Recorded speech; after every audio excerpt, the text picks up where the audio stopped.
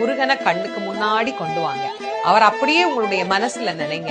முருகா, என்னுடைய மனதில் இருந்து என் கிட்ட இருக்கக்கூடிய தீயவற்றையெல்லாம் நீக்கி உன் அடியாராய் வாழ்வதற்கு உண்டான நல்ல தகுதியை மட்டும் எனக்கு கொடு அப்படின்னு நீங்க கேளுங்க.